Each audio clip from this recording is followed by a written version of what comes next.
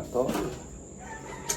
Isang magandang umaga at ayun na nga, bumuka na yung talong natin dito. Ayan o. Meron na siya, maliit. At yung isa rin meron din. Ayan, dalawa na. Bali dalawa na. Dalawa na yung bunga. Didilig-dilig tayo ng konti. Gusto ko nga ilipat dun yung iba eh. Mas maganda yata doon kasi naaarawan eh. Mas naaarawan sila doon. Yun, alas 6 na naman ang umaga at tayo magbablog na naman. Tanong ko nga kay Ermat yung sinasabi niya. Parang pataba yata yung sinasabi niya. Wait.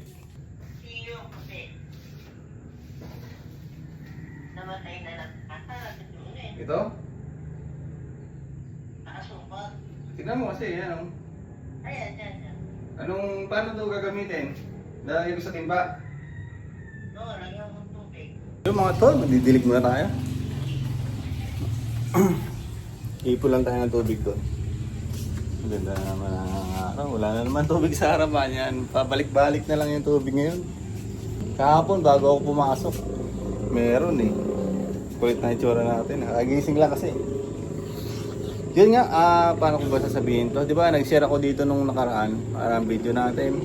Na sabi ko na parang gusto nating targetin yung magkaroon tayo ng milyon, di ba, next year. So sa akin naman, hindi naman sigurado yun eh, di ba? Hindi naman sigurado na magkakaroon tayo ng ganon. Pero dahil tinatarget natin siya o susubukan natin targetin siya, ay isa yung way na yun para tayo sa sarili natin ay gumalaw tayo na may gawin tayo para kahit pa paano, di ba, makalapit tayo doon. Ganun lang. Ganun lang yung sa akin doon. Kumbaga, yung isip ko, uutusan ko na ganito, may gagawin tayo, kailangan kilusan natin, di ba? Ganun lang naman. So, yun, sa akin lang, ganun lang mga tol. Kaya, nag-target tayo ng ganyan ngayon. Saka siyempre, katulong ko si baby, hindi lang naman ako mag-isa eh. Di ba? Hindi lang naman ako mag-isa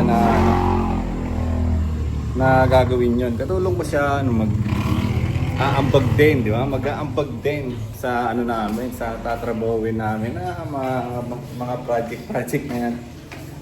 Ayun, pwede na. Didilig muna tayo. Hindi ko alam kung gaano karaming tubig pero ubusan natin ito lahat.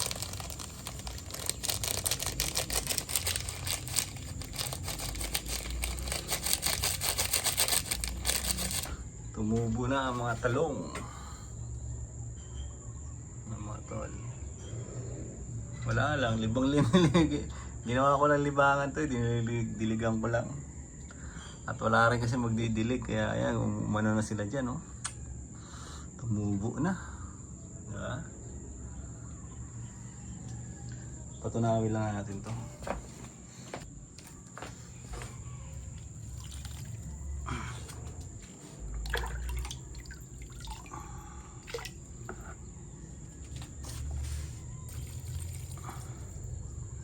Pwede siguro na tag-isa.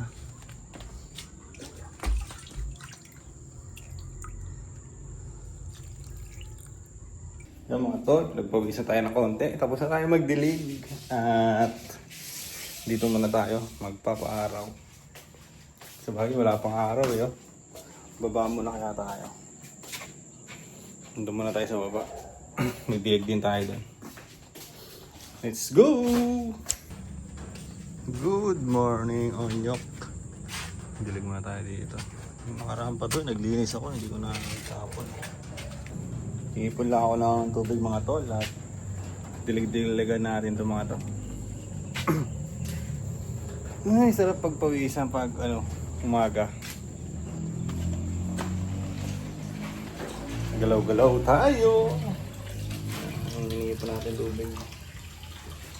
Dati ito yung tindahan nila Ermat eh. Yan. Dito yung tindahan nila kaso pinasok doon, binuksan doon. Oh. Binuksan doon tapos kinuha yung mga paninda dito. Kaya lumipat sila doon. Lumipat sila dito. Siguro sa future, pag kami kasama ako dito, pagkakasama ko si baby. Yan, buhayin na lang natin itong mga buhahin lang natin itong tindahan dito. Wala lang kasing paninda dito ngayon eh. So pag siguro nandito si baby, mamili tayo ng mga pakunti-kunti, di ba? Lagyan natin ng laman ba? Sayang di kasi naka-set up na eh, di ba? Naka-set up na diyan oh. Iniisip ko dati, piso net na lang sana kasi parang malakas ang piso net eh. Kaso dun sa may harapan ng gate bago ka makapasok dito, ay meron na piso net. So sa tingin ko, okay na rin siguro na ituloy na lang yung yung tindahan. At para may libangan din, di ba, pag uwi ni baby. Meron din siyang paglilibangan. Siyempre, mamalengke kami, gamit si Onyok. Mamalengke kami, bibili-bili kami ng mga paninda. Tapos siya, babantayan niya. Tapos ako, kung nandun pa yung shop ni Utol, siyempre, babantayan natin yun tuloy-tuloy. Hindi ko pa nga rin kasi alam kung makakapag-Korea ba ako o hindi. Diba? Hindi ko rin nasabi kung masiselect pa tayo kasi walang kasiguraduhan dun eh. So kung ako tatanungin, personal, kung masiselect ako, talagang aalis ako. Siyempre sayang din yun eh, di ba? Paano kung maganda ang company na mapuntahan natin, yung kompleto yung benefits, di ba? Yung may mga bonus. Malaking bagay din nun eh. Kahit ubusin ko yung isang kontrata doon o 5 taon kung kaya, di ba? Kung maganda-ganda ang sitwasyon. Kung talagang hindi kakayanin, hindi mag-iipon lang ng kahit pampuhunan lang, di ba? Pero pag kaya, tapusin na natin. Isang kontrata lang, bigyan natin yung best natin sa isang kontrata na makaipon tayo ng pondo. Para pag uwi natin, di ba? May panggalaw-galaw tayo dito kung ano yung gusto natin buksan na negosyo. Ganon. Gusto ko rin kasi mag-business pa eh. Kaya kailangan ko rin ng pondo. Siyempre, kahit maliit lang, di ba? Hindi naman yung sobrang laki para makapag-umpisa ka ng business eh. Kahit meron ka lang pondo na konti, yung kahit masunog yun ay hindi mo iindahin, di ba? Siyempre, pagka nagnegosyo ka para sugal din yun eh. Wait lang muna, puno na yun eh.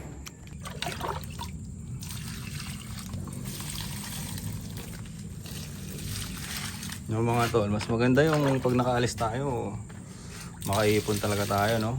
Yun yung targetin natin. Sakto-sakto nga itong channel natin para doon eh. At least may document natin yung di ba? Every moment. Yan. Tapusin ko muna to. Yun, tapos na natin ang first batch mga tol. So yun nga daw mga tol, sa December ay ngayon, December na ngayon eh, December 1. So sa December nga daw ay meron daw massive selection. December 15. Yan. December 15 meron daw massive selection. So February pa naman may expire yung natin eh. Yung account natin. February siya may expire. So sana kung talagang ibibigay sa atin bago tayo ma-expirean ng roster, 'di ba? Sana ay magkaroon na tayo ng employer. Kasi kung may expire yun, tapos i-renew mo, madidelay ka sana kung sakaling yung March ay merong massive selection, baka ma-delay ka doon, baka hindi ka mapasama doon, di ba? So sana bago mag-February ay ma-select kung ma-select. Sa akin naman, pinag-usapan na namin ni baby kung talagang hindi na ako aalis. Kung talagang hindi na ako aalis, ay siya na lang ang mag-extend doon. Tapos ipon na lang, tapos trabaho din ako dito. Ayusin ko yung financial dito, di ba? Magtitipid, mag side hustle. Tapos ipon nga. Pagka okay na, natapos niya na naman yung kontrata niya doon, nag-extend siya, di ba? Tapos natapos niya. Yun. Pwede na siya umuwi. Kasi yun lang naman yung binabayaran ko ngayon eh, yung GCash. Saka yung paluwagan, tapos itong bahay. Yun lang binabayaran namin yan. Pag natapos naman yung paluwagan, di na ako ulit sasali doon. At yung G-loan, 2 years pa naman yung G-loan eh. Kung magkakapera ng maaga-aga, di babayaran natin. Babalik naman yung interest nun eh pagka binayaran mo ng advance, pag pinuli-paid mo, babalik yun siya. So yun lang naman ang binabayaran, tapos mga bills. Kung pa 10k, di ba? Kung pa 10k ang sa bahay monthly, so kaya naman siguro yun kung nandun yung shop, di ba? Kung nagtatrabaho pa rin tayo sa shop. Kasi 500 per day ko sa shop. E di meron akong 15 mil buwan-buwan.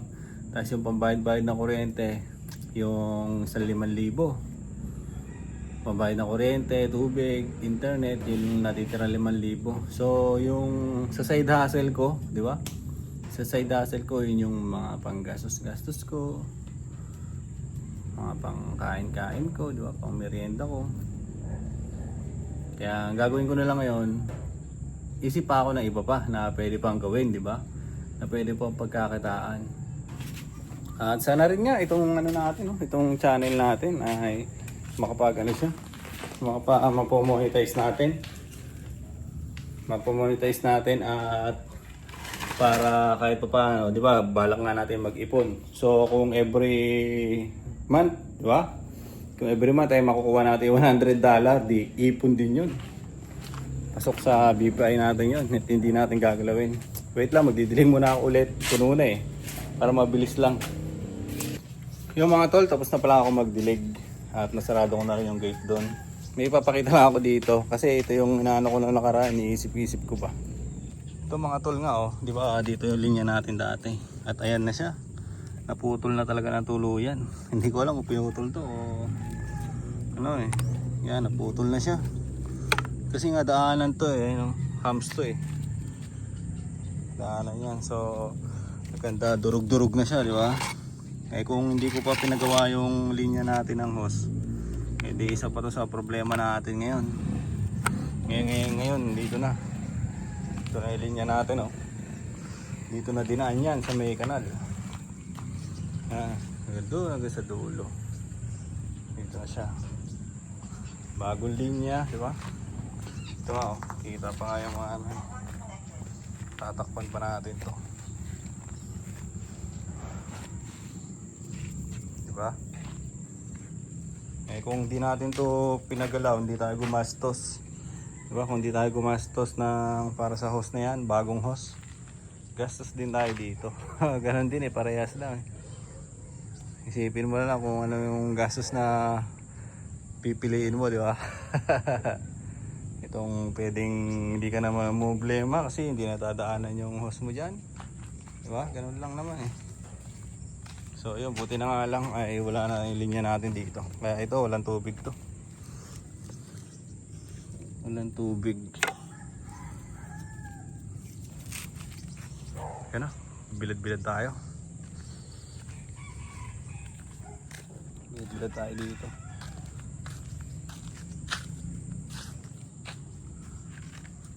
Ayan, diniligan natin kanina sa taas.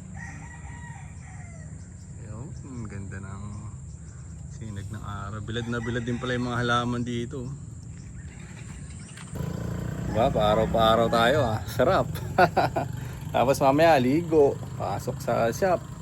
Meron din akong pa-ending ngayon. Masyado pa namang maaga. Kaya hindi ko pa pagdating sa shop o maya pag-akot ko at sikasuhin natin yung ending natin. Maglalapag tayo ng payment reminder. Lapag tayo ng payment reminder tapos yun, singilin natin nga sila para meron naman din ng iba na konti-konti nagbabayad na. So hindi ko na sila masyadong asikasuhin, di ba? Alam naman nila yung mode of payment ko. Kaya yun, tuloy-tuloy na yung namin, di ba? Transaction. So yun nga mga tol, inaano ko nga kanina. Sinasabi ko na gusto ko lang targetin na makakuha tayo na million next year. So maganda rin kasi yung meron tayong di ba? Tina-target. Meron tayong gino-goal sa buhay natin. Para kahit pa paano ay gagalawan natin siya. Parang dito sa sa YouTube channel ko.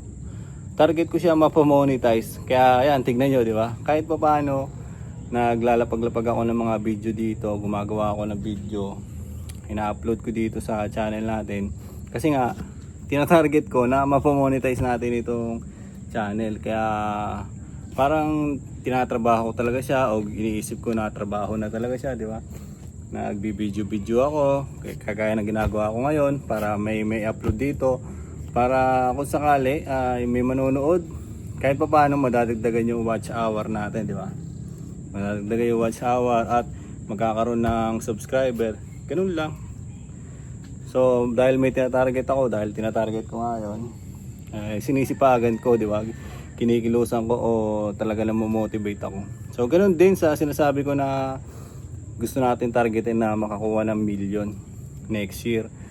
Pagka hindi talaga ako nakaalis, talagang gagalingan ko na lang dito. Lahat na pwedeng yung mga side hustle na pwedeng gawin, di ba? Mga dropshipping, affiliate marketing, tirahin na natin yan. Kasi ngayon, siyempre, yung galaw ko ba, hindi pa hindi pa tumutodo eh. Yung galaw ko, hindi pa tumutodo kasi nga nag-expect din ako na makakaalis pa ako eh. 'Di ba? Kasi kung gagawin ko 'to ngayon, pak, tatrabawin ko. Tapos naumpisa ko na siya, 'di ba? Nasa kalagitnaan na ako. Eh kung bigla akong makakaalis, 'di ba? Kung bigla akong magkakaroon ng employer, yung inumpisa ko dito, hindi ko na pwedeng gawin yun doon, 'di ba? Sayang. Kaya maganda talaga kung all in ka na talaga dito sa Pinas. Lahat na trabaho na pwedeng gawin, affiliate marketing, dropshipping at kung ano-ano pa na mga commission based, di ba? Pwede mong pagbuusan ng oras mo yan eh. Kasi wala ka nang iisipin, dito ka na talaga sa Pinas eh, no? For good ka na. Eh sa atin nga, sayang din kasi yung inaaral ko, di ba? Isipin mo, para makapasa ka dun sa EPS topic exam na yun, ang dami mong pagdadaanan, aral-aral ka ba? Kabisado ka ng vocabs, di ba? Kabisado ka ng vocabs, tapos mag-exam ka, di ba? Dahil mo pagdadaanan eh. Sa aming mga magka-classmate, 4 lang kami nakapasa. Isa ako dun sa 4 na yon. Ilang kami? Mga 35. Sa batch lang namin na yun, yung mga classmate ko talaga na sabay-sabay kami pumapasok ng Sunday na 8 to 4, ganyan. 8 to 5 ba yung pasok namin? Minsan kasi maaga kami umuwi. Sabay-sabay kami pumapasok ng ganon. So, yun yung naging ano namin, di ba? 4 lang kami, yun yung naging suma total. Si ako, 2, o tama, 4 lang talaga. 4 lang kami sa bus namin, isang babae, 3 kami lalaki. So isa ako sa mga napalad na nakapasa. 'Di ba? Kung sasayangin ko rin yung pagkakataon na 'yon, kung sayang talaga. Kung hindi ko bibigyan ng chance yung sarili ko na makapunta ng Korea. Total nakapasa naman na ako, 'di ba? Pero kung talagang hindi kung talaga hindi maselect-select at di ako makaalis, wala akong magagawa. Dito lang talaga sa Pinas. Pero kung sakali naman biglang ma-select, di ba? Tapos nag-medical ako o kayo medical ko. Ayun, sisibat tayo, di ba? Alis tayo niyan. Paparaw ako, sarap po. Napakasarap. Sarap sa pakiramdam na arawan ka.